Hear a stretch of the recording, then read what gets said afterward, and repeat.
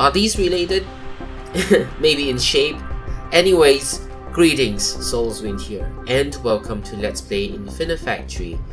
This is the last puzzle of the game, and we're in the Resistance campaign, the Homeward Fleet, the puzzle name, Skip Drive.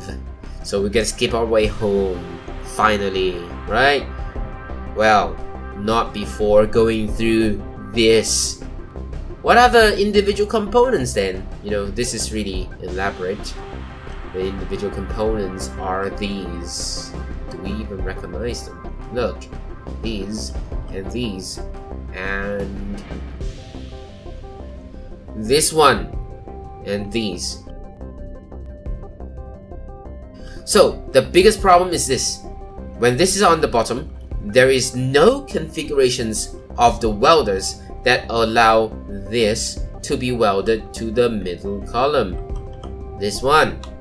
No configurations at all. The only way to weld this is to weld it on the side, like here. Look.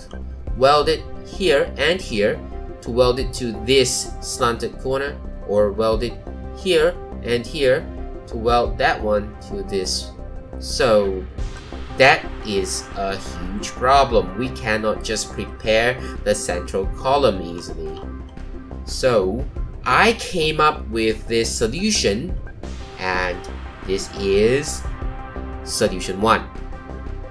So I have solution 2. I just came up with it yesterday, and that took me way more time than I thought I would have needed, and yeah, I worked late into the night to come up with the solution too. So anyways, since this is solution 1, I'm not optimizing the conveyor belts. We're just gonna take a look at how it works. 500 blocks, I don't know if it's good or bad. Input rate -2. Let's go. Okay, so basically that goes up, gets risen up there, and then like set across here. So this is not very modular. So I realized that we could have it modular because it's just 4 of the same thing repeated. So yeah, eventually I will be able to come up with a way to ensure that this is like properly repeated. But because I need to weld this one at the bottom, I didn't think that I could put it in later. I had to send this in first, which is what happened there. And then that gets welded here already, as you can see, and then gets sent over here for the welding of these things. So it's going pretty quickly. So what I want to show now is then some of these things at work. Alright, this one just repeats 4 times for one submission. Okay, so this one goes here. Okay, this is here. Let me just show again. Okay, it goes there, waits there. The top one comes in. The top one is fine. We have a welder on top. We just don't have a welder from the bottom. Okay. This one comes here. Goes over here. And then waits down here for the other one over there. That one goes down there. Gets welded to that one. And then comes over. I'm going to show that again later. I'm not going to restart again. So this one waits here. Gets like held over here. For this one to come in here, right? That one comes in first. It's all timed, therefore cannot change anything, right? Goes there, comes in here, moves into place, gets welded to that one, and then goes in. Okay, now let's go over to this one. Oops, too late. Oh, we're getting pushed. Okay, it goes there. Look, the other one goes down there. That's when this is welded.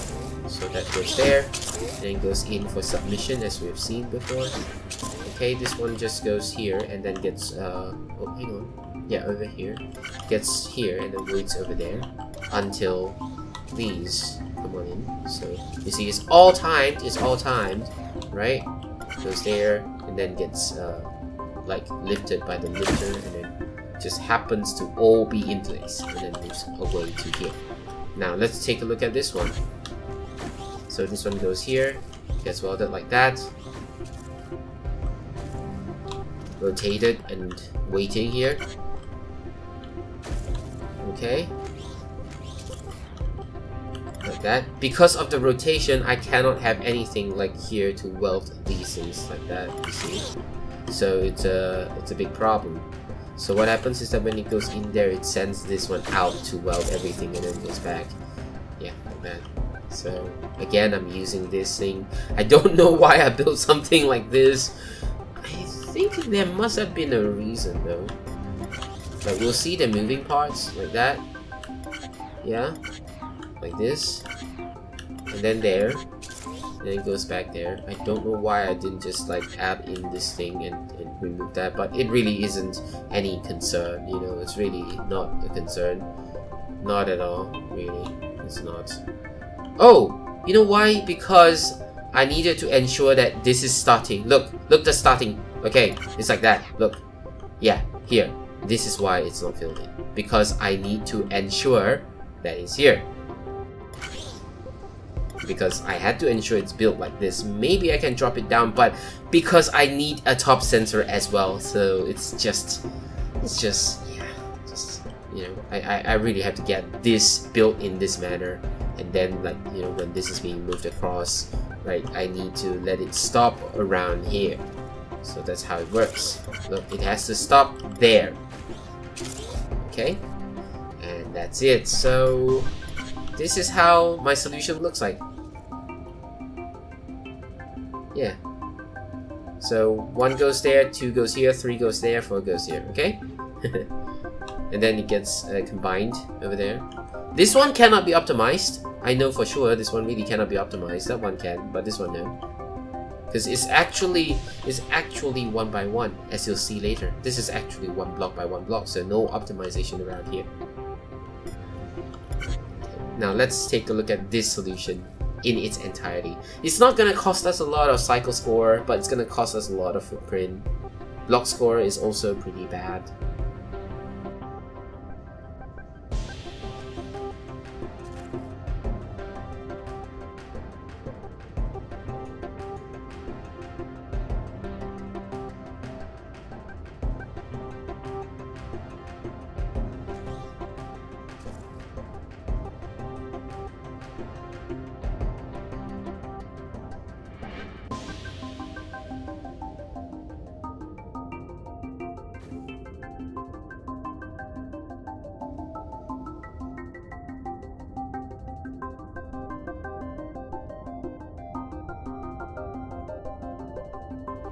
Okay, I mean, this is the only way I can do it in order to like send it in here. Otherwise, like from the side, I didn't find any idea on how to send this in until solution 2.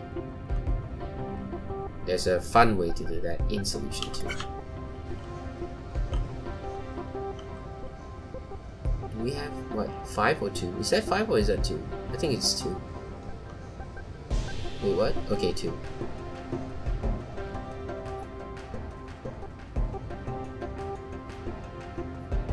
1.2k footprint. Very, very bad. Yeah, because this is so elaborate, it's really, really bad. And that is our final submission. So now we have got cycle score 529, below average, footprint score way below average, and block score below average also.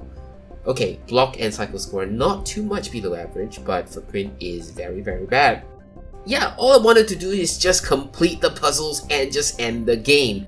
But now that I've gone back to work on the solution, I managed to come up with a new one for the series. See you back here in solution 2. Ta-da! Way simpler, isn't it? So much simpler than before. Seriously, who knew it could be this simple? Very simple, very compact, everything located in the corner of this entire area, and this can still be done. Yeah, of course some of these optimizations cannot be done because they're singular blocks. Like for example over here, these are all singular and they cannot be optimized. Okay, similarly, these are all singular blocks and cannot be optimized, right? From here, alright. Same for this one. Okay, these are tricky to handle, but they can have optimized conveyor belts.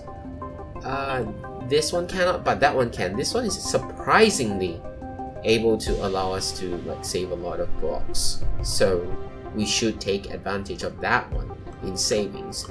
So here, no savings. Here, no savings. Here, still no savings. Input rate 0. That's way better than the solution 1's -2, or rather the input rate -2 from solution 1. And okay, never mind. Wait, hang on. Yeah, I think that's fine. We can start. So basically over here, this is really simple, just to split this up. This one's just for raising it up and then being sent to use as a top first. So like to provide a top, and that is a very interesting mechanism right here that I use. Basically, it's just like suspended here to the maximum height of the lifter. So it's like it's the maximum height, and it happens to be just placed on here. So what happens is that when this comes in, it just gets welded to these things first and then waits here. Okay, for some more. This one, when it comes in here, it comes in here, it moves it even higher, and then triggers this thing to unblock and this one to weld. So basically, the sensor here says that, hey, it's here. So I'm gonna weld this by sending the welder in, okay, and then this welder from the top works with it. So because it's a plus sign, we need to let it have space clear before this welder can go in, and that's how this welder works to weld everything. So this goes in, welds it like this, and then these two welders just do the job for the rest, and this one unblocks and they can just go. So that is done for this part. This one also really easy. This one just waits here, all of these just moves along and then just comes in and gets welded by all of these. The rest just like has a backlog here, but it's never adding more than this, so it will not break eventually. It's always the same number here, so nope, it's never going to break. And now for this one over here, you see, we're almost done. Just like that, we're almost done. Yeah, so this one, like, you know, solution 1, I'm not talking in detail, but we're doing it pretty soon. This one, even though I'm showing in detail, it's still almost done. Look at this. Hey, this one comes here just as this one arrives. Okay, it waits a little bit. This one comes in here, so there's no need to hold the rest because this one comes in time to move this away.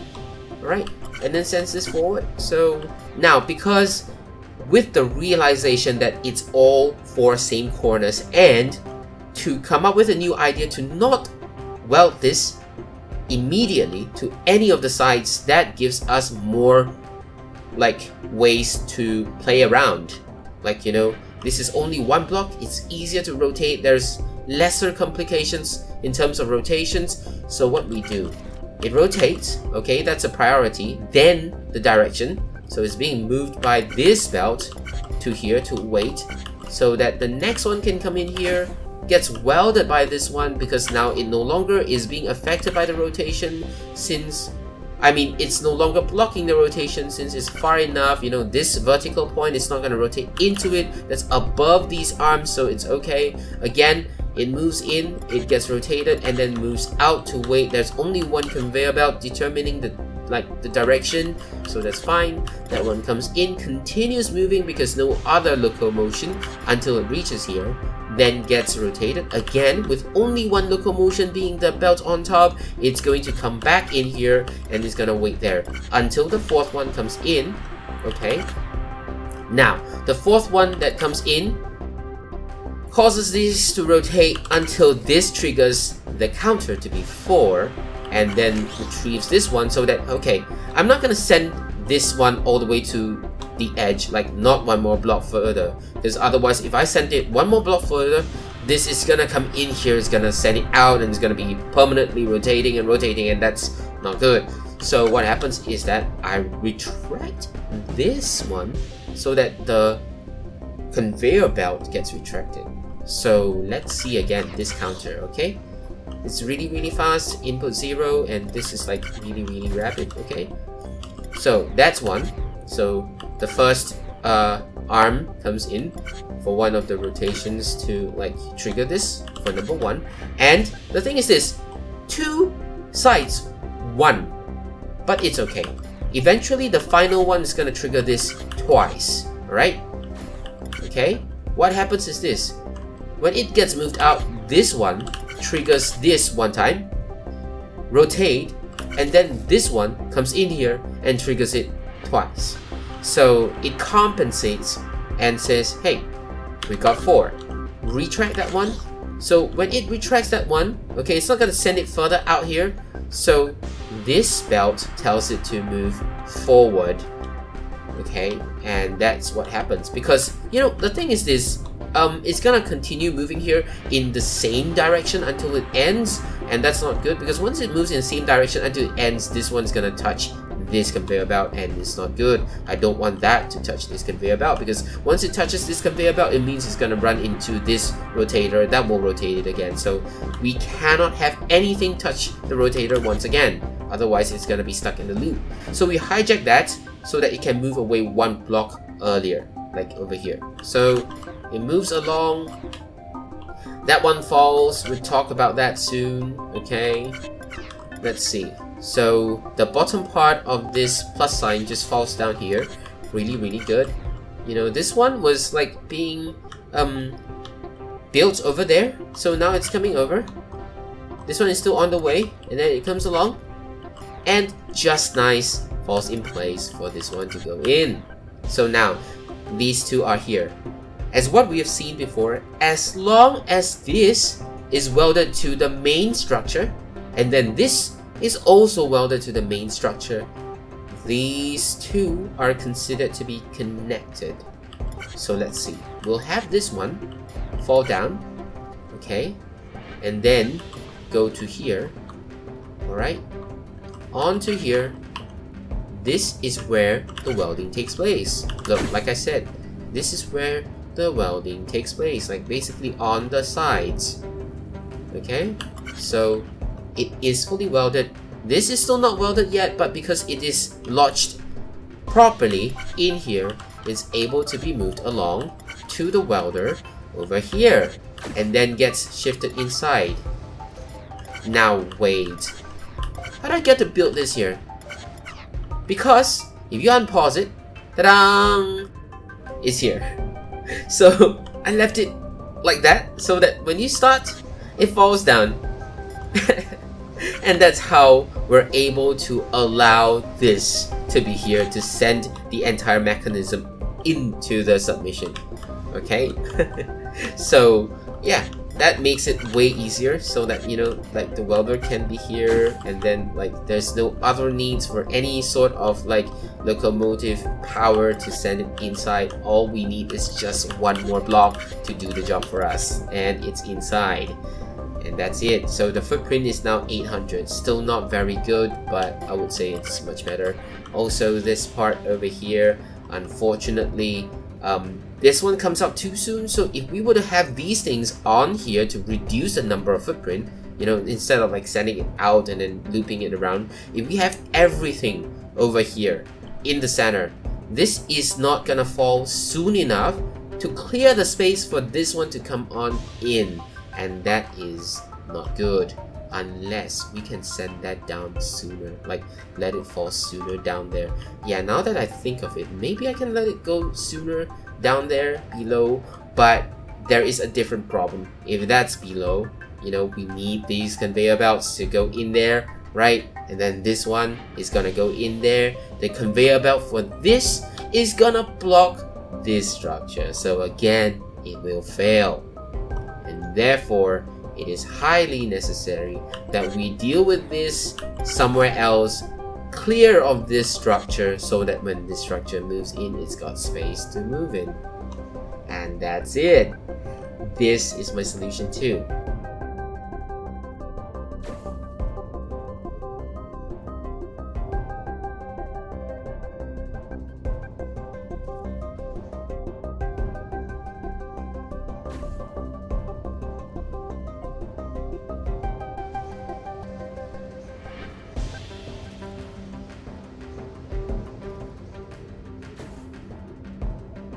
So it's here. And let's have an overview. It's gonna be really soon, like, you know, it's almost fully completed in terms of submission. So let's have a quick view of everything. Let's just have a quick view of everything.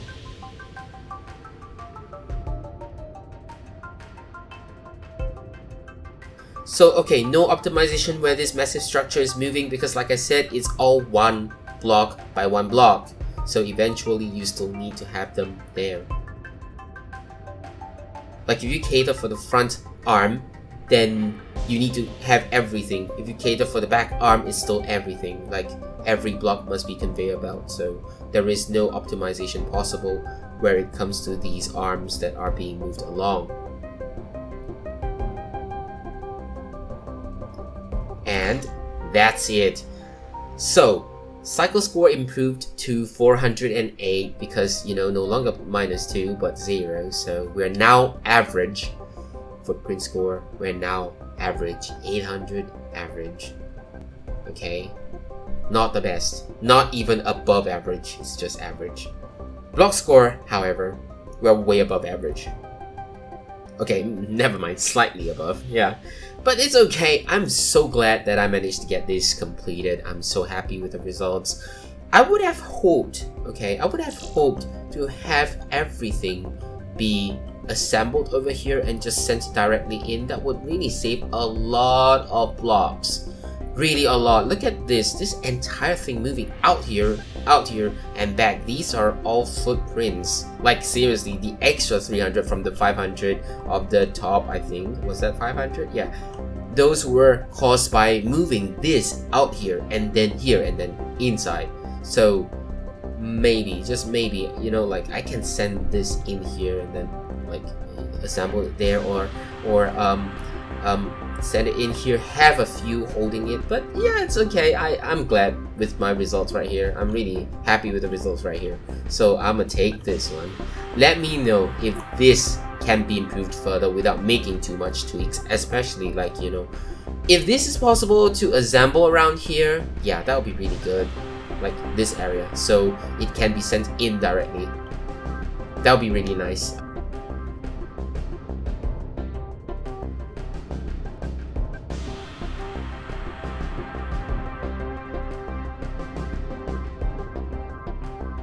So that's the last puzzle, and we're able to skip home. Okay, let's look at these again. Nah. You know what? Let's look into the skies. Or I don't know. Okay, never mind. We'll look at the skip drive. Hopefully, if we stare at it long enough, we're able to finally skip home. I hope you enjoyed this series. I kind of enjoyed optimizing my solutions. Kind of. You know, it's really like taxing on the brain. But yeah, I managed to learn a lot of things as I solved the puzzles again. Like, you know, go through the puzzles, try to prepare myself to explain each of these puzzles, and especially where I tried to, like, you know, record my optimization of these puzzles. It kind of like helped me learn more things and, you know, like make these solutions even better. They're not the best, but I'm glad that I managed to improve them, or most of them. Yeah. So I hope you enjoyed the series. A new series that replaces this game will be coming out soon, hopefully. So that's it. That's the end of Let's Play Infinifactory. Once again, hope you enjoyed it. See you next series. That's all I have for now. Have a nice day.